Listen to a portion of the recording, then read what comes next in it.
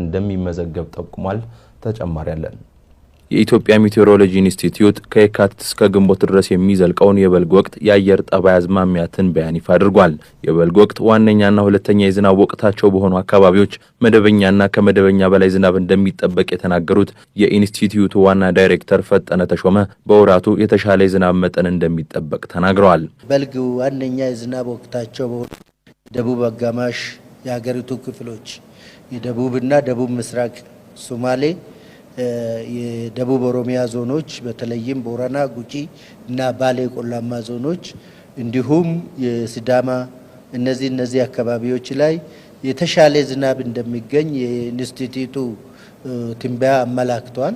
የተለያዩ ዓለም አቀፍ የሜትሮሎጂ ገጽታዎችን በመገምገም ከዚህ በፊት ከነበሩት ከዘንድሮ ዓመት ጋር ተመሳሳይነት ያላቸውን አናሎግ ዓመታትን ከግምት በማስገባት እንግዲህ በልጉ ከባለፉት ዓመታት እንደ አንዳንድ ዓመታት እጥረት የሚጠበቅበት ብቻ ሳይሆን የተሻለ ዝናብ የሚገኝበት መሆኑን የማዕከላዊ ኢትዮጵያ፣ የደቡብ ኢትዮጵያ፣ የደቡብ ትግራይ፣ አፋርና ምስራቅ አማራ አካባቢዎች መደበኛና ከመደበኛ በላይ ዝናብ ከሚያገኙ አካባቢዎች መካከል መሆናቸውንም ዋና ዳይሬክተሩ አክለው ተናግረዋል። በአንዳንድ የኢትዮጵያ አካባቢዎች ዝናብ ቀድሞ የሚጀምርበት ሁኔታ እንደሚኖር የገለጹት የኢንስቲትዩቱ ምክትል ዋና ዳይሬክተር ዶክተር አሳምነው ተሾመ በበኩላቸው አርሶ አደሩ እንዲሁም ሁሉም የማህበረሰብ ክፍል ወቅቱን ያማከለ ቅድመ ዝግጅት ሊያደርጉ እንደሚገባ አሳስበዋል። በአገባብ ረገድ በጥቂት የምዕራብና የደቡብ ምዕራብ የሀገራችን አካባቢዎች ላይ የዝናብ ሁኔታ ቀድሞ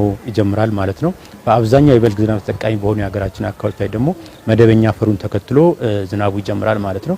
በአወጣጥ ረገድ ግን በተወሰኑ ቀናት በተለያዩ የሀገራችን አካባቢዎች ላይ የመዘግየት ባህሪ እንደሚኖረው ነው የትንበያ መረጃዎቻችን የሚጠቁሙት ማለት ነው።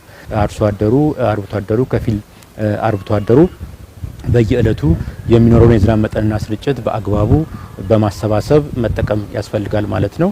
በመሆኑም በግብርናው ላይም እንደዚህ ተጽዕኖ እንዳይመጣ ከወዲሁ የማሳ ዝግጅትን በማድረግ የሚኖረው የዝናብ መጠንና ስርጭት በአግባቡ መጠቀም ያስፈልጋል ማለት ነው። በአጠቃላይ የኢትዮጵያ ሜትሮሎጂ ኢንስቲትዩት በየዕለቱ በየ10 ቀኑ በየወሩና በየወቅቱ አጋማሹ በበልጉ ወቅት ምን አይነት የአየር ሁኔታና የአየር ጠባይ ሊኖር ይችላል የሚለውን ነገር በየቅርብ ክትትል በማድረግ ለባለድርሻ አካላትም የሚያሰራጭ ይሆናል ማለት ነው። የበልግ ወቅት በተለያዩ የኢትዮጵያ አካባቢዎች ከፍተኛ የሙቀት መጠን የሚመዘገብበት ስለመሆኑ አክለው የተናገሩት ዶክተር አሳምነው ማህበረሰቡ በየዕለቱ ከሚኖረው የአየር ሁኔታ ጋር ራሱን ማዛመድ እንደሚገባው ጠቁመዋል። የተለያዩ የሀገራችን አካባቢዎች የቀኑ ከፍተኛ የሙቀት መጠን ከ40 ዲግሪ ሴልሺየስ በላይ የሚደርስበት ነው ማለት ነው። ለአብነትም በጋምቤላ፣ መተማ፣ ቋራ በአፋር ክልል እንደዚሁም ደግሞ በደቡብ ምስራቅ የሀገራችን አካባቢዎች የቀኑ ከፍተኛ የሙቀት መጠን ከ40 ዲግሪ ሴልሺየስ በላይ የሚደርስበት ነው ማለት ነው። ስለሆነም ይሄ በሚሆንበት ወቅት ደግሞ በእንስሳት ላይ የሚሆን በሰው ላይ ምን የራሱ የሆነ አሉታዊ ተጽዕኖች ሊኖሩ ይችላሉ ማለት ነው። ስለሆነም ማህበረሰቡ በከተማም ይሁን በተለያዩ የሀገራችን አካባቢዎች ላይ በየዕለቱ ከሚኖረው የአየር ሁኔታ ጋራ ራሱን አዛምዶ ማዋል ያስፈልጋል ማለት ነው። የኢትዮጵያ ሜቴዎሮሎጂ ኢንስቲትዩት የበጋ ወቅት የአየር ጠባይ ግምገማና የበልግ ወቅት የአየር ጠባይ ትንበያን አስመልክቶ ከባለድርሻ አካላት ጋር ተወያይቷል።